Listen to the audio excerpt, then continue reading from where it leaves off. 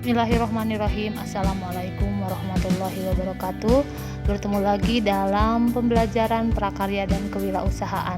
Materi yang akan kita bahas kali ini adalah mengenai hitungan harga pokok produk pengawetan bahan pangan nabati.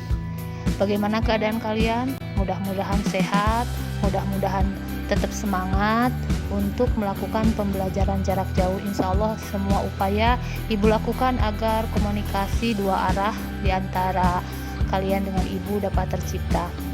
Sekarang kita lanjutkan saja dulu ke tujuan pembelajaran, materi pembelajaran, latihan, serta pilihan tantangan yang akan kalian putuskan sesuai dengan gaya belajar kalian.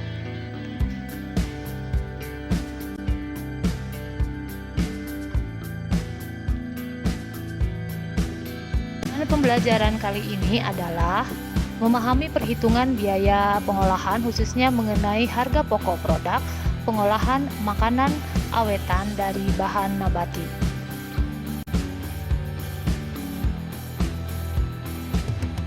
Apa itu HPP? HPP merupakan kepanjangan dari harga pokok produk. Pengertian HPP itu sendiri adalah keseluruhan total biaya atau beban yang dikeluarkan oleh produsen secara langsung sehingga menghasilkan barang yang dapat dijual atau dapat dipergunakan. Ibu ulangi, keseluruhan total biaya atau beban yang dikeluarkan secara langsung sehingga menghasilkan barang yang dapat dijual atau dipergunakan.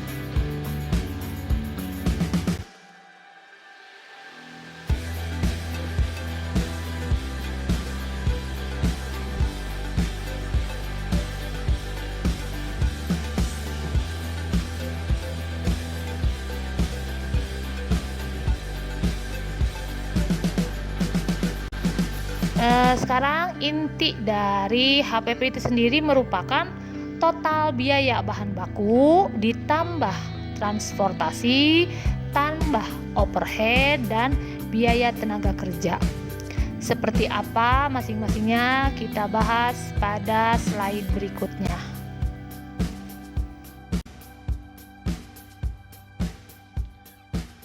Biaya bahan baku adalah biaya yang dikeluarkan oleh seorang produsen untuk membeli semua bahan baku yang akan dijadikan produk. Termasuk juga di dalamnya biaya transportasi untuk mengirim bahan baku tadi ke tempat produksi kita. Itu juga termasuk ke dalam biaya bahan baku. Kemudian yang kedua ada juga yang disebut overhead. Apa itu overhead? Overhead adalah biaya yang harus kita perhitungkan meskipun biaya tadi tidak terlibat secara langsung dalam proses pembuatan produk, tapi tetap berperan penting dalam keberhasilan dari terbentuknya suatu produk. Apa saja yang termasuk ke dalam biaya overhead? Di antaranya biaya sewa. Misalnya jika kita membuat satu produk dan kita menyewa tempatnya, otomatis sewa tempat tadi itu termasuk ke dalam overhead. Biaya sewa peralatan, biaya penurunan dari produk, biaya listrik, air, PDAM, dan lain sebagainya itu kita masukkan ke dalam biaya overhead.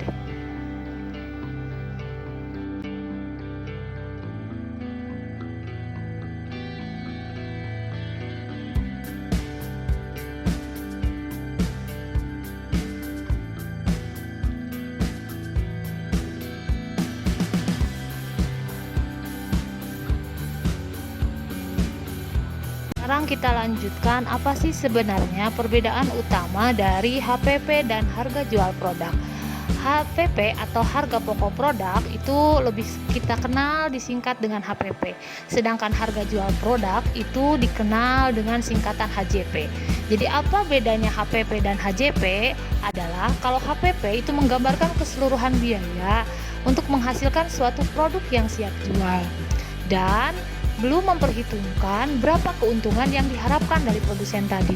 Jadi intinya kalau HPP itulah sebetulnya plus plus batian gitu ya, tidak ada kelebihan, tidak ada keuntungan yang diperoleh. Artinya hanya biaya yang kita keluarkan untuk menghasilkan produk itu kita sebut dengan istilah HPP. Sedangkan HJP itu adalah sebetulnya hampir sama dengan HPP, cuman sudah ditambah dengan prosentase keuntungan yang kita harapkan.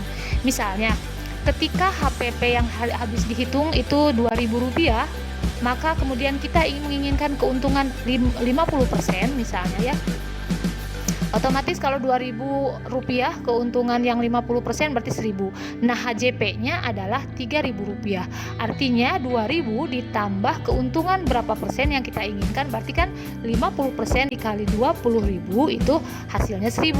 Maka 2.000 ditambah 3.000 itu hasilnya menjadi 3.000. Artinya HJP biasanya memang lebih besar angkanya daripada HPP. Fungsinya untuk menentukan juga keuntungan dari yang nantinya dapat kita peroleh, yang ingin kita peroleh. Sehingga ketika kita misalnya, tujuannya apa utama dari perhitungan HPP ini? Ketika misalnya kita sudah mengeluarkan modal sejumlah A, kemudian uang yang kita kembali ke kita ini sekitar tidak lebih dari HPP, otomatis kita belum dapat kelebihan. Nah, kalau misalnya uang yang sudah diperoleh memang sudah lebih dari HPP tadi, berarti memang kita bisa menggunakan uang tadi sebagai keuntungan bagi kita. Jadi jangan sampai uang modal kita gunakan lagi untuk hal-hal yang memang tidak diperlukan. Karena banyaknya para pengusaha mengalami kegagalan itu kadang-kadang uang modal yang dimasukkan ke dalam HPP itu dipergunakan dan merasa itu sebagai keuntungan dari usaha yang telah dijalankan.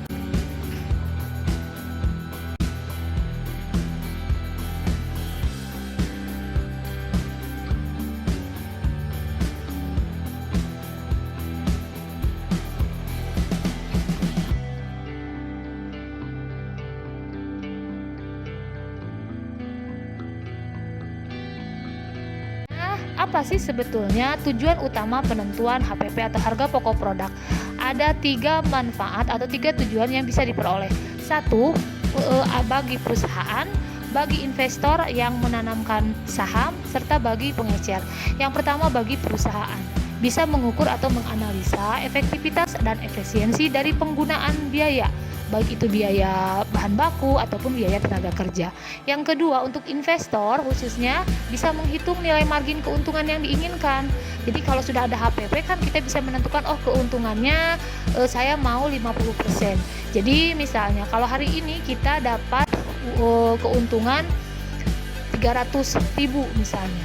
Kemudian itu 300.000 itu kita sudah memasukkan ke dalam HJP-nya keuntungan 50%. Maka berapa uang yang kita bisa ambil dari penghasilan hari ini itu sebetulnya bisa dihitung dari ketika kita sudah menghitung HPP-nya. Yang selanjutnya bisa juga manfaat ini kita rasakan bagi retailer atau bagi pengecer. Karena bagi pengecer juga ketika berapa ini HPP-nya? Ini HPP-nya 2.500. Ibu bisa jual jadi 3.000 misalnya per buah produk. Berarti si para pengecer itu bisa menghitung berapa keuntungan yang ia peroleh dari penjualan dari produk tadi. Biasanya sistem ini disebut sebagai sistem konsinyasi. Artinya kita nitip di seorang pedagang barang kita dan keuntungannya itu sudah ditentukan. Jadi si pengecer itu sudah bisa menghitung, mengkalkulasikan berapa keuntungan yang diperoleh dari penjualan suatu produk.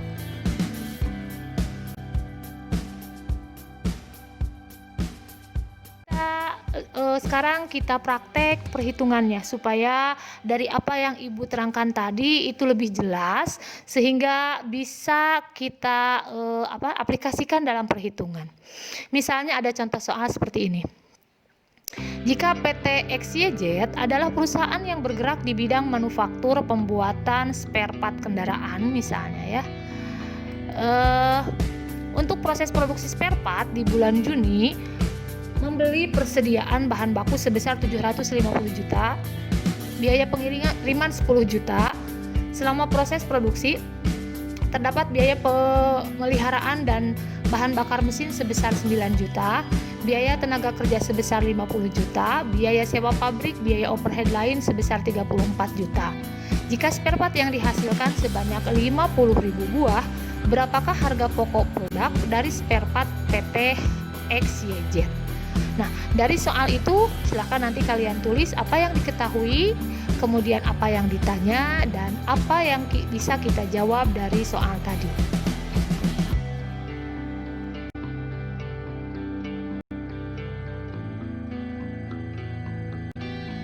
Yang pertama yang kita ketahui adalah biaya bahan baku. Tadi kalau tidak salah disebutkan 750 juta. Kemudian biaya transportasi pengiriman bahan baku 10 juta. Sehingga kita totalkan biaya bahan baku dan pengiriman sebesar 760 juta. Yang kedua, biaya perawatan mesin itu sebesar 9 juta. Kita tuliskan 9 juta. Kemudian biaya tenaga kerja 50 juta dan biaya overhead, sewa, pabrik dan lain-lain, air, kemudian juga PDAM, kemudian juga berbagai kebutuhan yang memang diperlukan gitu ya, itu sebesar 34 juta misalnya. Total biaya yang dikeluarkan itu sebesar 853 juta rupiah. Sehingga kita bisa menghitung HPP dari per unit itu adalah gimana cara jika dihasilkan spare partnya 50.000 buah, maka kita bagi saja 853 juta dibagi 50.000 buah spare part yang dihasilkan, sehingga HPP per unit itu 17.060 rupiah per spare part. Nah, itu teh baru HPP yang kita hitung. Artinya harga pokok produk kita belum punya keuntungan sepeser pun. Tapi semua biaya yang kita keluarkan sudah kita hitung. Nah, sekarang bagaimana kalau kita menginginkan keuntungannya dengan margin 40%? Maka kita tinggal kalikan saja 17.060 rupiah kalikan 40% sebesar 6.824 rupiah. Total dijumlahkan antara HPP ditambah jumlah keuntungan yang kita inginkan 40%, maka jumlah totalnya adalah 23.884 rupiah, atau bisa kita bulatkan 24.000. Jadi HJP atau harga jual spare part itu adalah 24.000. Nah, 24.000 itu kita masukkan ke toko-toko misalnya ya. Oleh si toko-toko dijual lagi jadi 30.000 misalnya ya. Jadi si toko dapat keuntungan misalnya 6.000 ya, dari harga pokok dari kita harga jualnya 24. Si toko ngambil keuntungan 6.000 per buah spare part misalnya ya. Sehingga kita biasa membeli spare part tersebut dengan harga 30.000 di pasaran. Nah, harga 30.000 di pasaran itu sebetulnya sudah termasuk keuntungan bagi penjual dan keuntungan bagi produsen. Jelas ya perhitungan bagaimana perbedaan antara HPP dan HJP.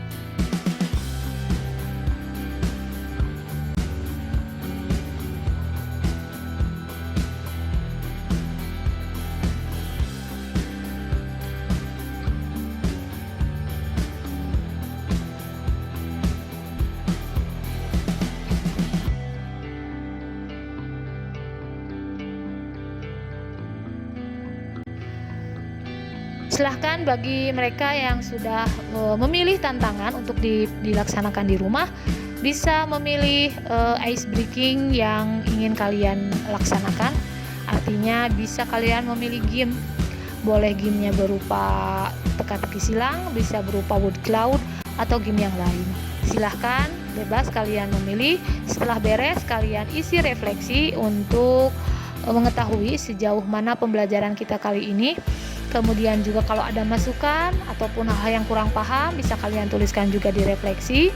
Terima kasih.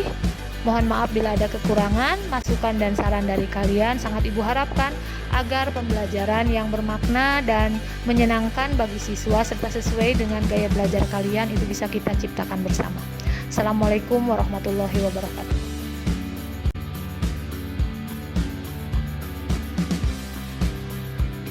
Untuk kalian yang memiliki gaya belajar audio, pilih tantangan nomor 1.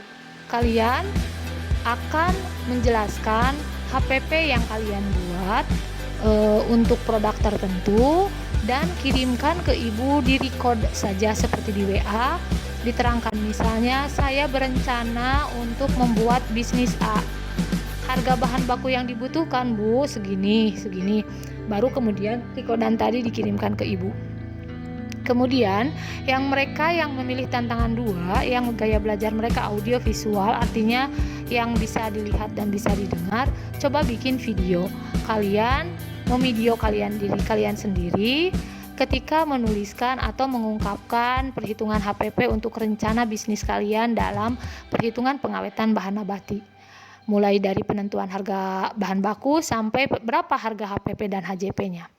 Kemudian untuk pilihan 3 bagi mereka yang memiliki gaya belajar kinestetik, maka dokumentasinya selain bukti perhitungan yang kalian tulis, dikirimkan fotonya ke ibu, juga foto kalian ketika misalnya ingin mengetahui berapa harga bahan baku yang ingin kita buat, kemudian kita beli ke pasar, kita bisa dokumentasikan ketika kita membeli bahan baku tersebut di pasar. Kemudian ketika menghitung berapa tenaga kerja, kalian juga mencoba menanyakannya berapa biasanya gaji yang diberikan bagi mereka yang membantu proses pembuatan ini per harinya. Jadi kalian turun langsung melaksanakannya sehingga dapat pengalaman yang lebih bermakna dan pembelajaran bisa lebih menarik. Silahkan disesuaikan saja tantangan yang dianggap oleh kalian paling menyenangkan.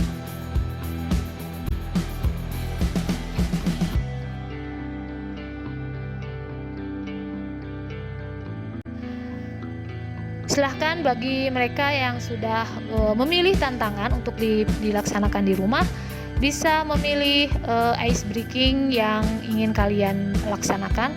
Artinya bisa kalian memilih game. Boleh gamenya berupa teka-teki silang, bisa berupa wood cloud, atau game yang lain. Silahkan bebas kalian memilih. Setelah beres, kalian isi refleksi untuk mengetahui sejauh mana pembelajaran kita kali ini. Kemudian juga kalau ada masukan ataupun hal-hal yang kurang paham, bisa kalian tuliskan juga di refleksi. Terima kasih. Mohon maaf bila ada kekurangan, masukan dan saran dari kalian sangat Ibu harapkan agar pembelajaran yang bermakna dan menyenangkan bagi siswa serta sesuai dengan gaya belajar kalian itu bisa kita ciptakan bersama. Assalamualaikum warahmatullahi wabarakatuh.